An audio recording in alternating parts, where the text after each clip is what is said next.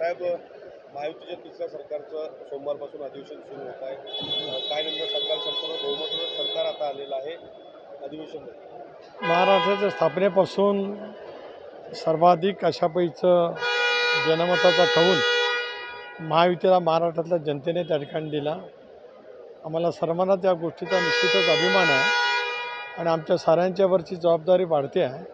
त्यामुळे पुढची 5 वर्ष महाराष्ट्राच्या प्रगतीपथावरची देवेंद्रच्या नेतृत्वाखाली, एकनाथराव अजितदादांच्या नेतृत्वाखाली झालेली आपल्याला महाराष्ट्रामध्ये निश्चितपणाने पाहायला मिळेल.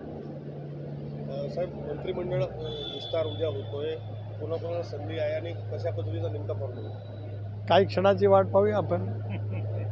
माहिती समोर येते की भुजबळ साहेबांना फोन्स जे आहेत ते आपल्याकडून गेलेले आहेत आणि त्यांना नाही, कोणाला काय फोन वगैरे काही झालेलं नाही आहे. उद्या आमचा कार्यक्रम विदर्भातल्या संबंध 11 जिल्ह्यांतील पक्षाच्या कार्यकर्त्यांचा मेळावा आम्ही नियोजित ठेवला होता.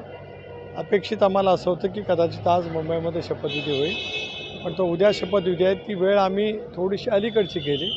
त्याच्यामुळेच उद्या संबंध विदर्भातील 11 जिल्ह्यांतील राष्ट्रवादी काँग्रेस पक्षाचे सर्व पदाधिकारी, कारण अजितदादा उपमुख्यमंत्री आज या नवीन सरकारमध्ये झाल्यावर तेही नागपूरला आपल्या उपराजधानीमध्ये येत आहेत. स्वाभाविकपणाने उद्या सगळेच महायुतीचे सर्वच आमदार दिल्लीमध्ये असतील. साहेब, किती मंत्र्यांचा शपथविधी?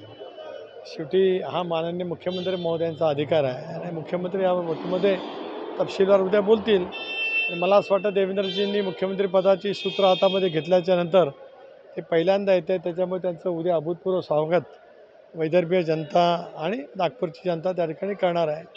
त्यावेळेला तेच या संदर्भातली अधिकृत माहिती देतील. राष्ट्रवादीमध्ये कोणाकोणाला संधी? तेही उद्या कळेल. आमचे राष्ट्रीय अध्यक्ष पण उद्या येत आहेत. स्वाभाविकपणाने ते या विषयाच्या बाबतीमध्ये बोलतील. साहेब, संभाजीराजांनी बीडमध्ये म्हटलं होतं की संतोष देशमुखांच्या हत्या प्रकरणातल्या आरोपीला सापडेपर्यंत त्या भागातील मंत्र्यांना आमदार करू नका, असं अजितदादांना त्यांनी सांगितलं. ठीक आहे, शेवटी संभाजीराजाने त्यांचं मत व्यक्त केलं असेल. माझ्या काय या विषयावरती मला काय माहिती नाही. स्वाभाविकपणाने आम्ही ज्यावेळेला उद्या बसू त्यावेळेला या साऱ्या गोष्टीचा विचार करू.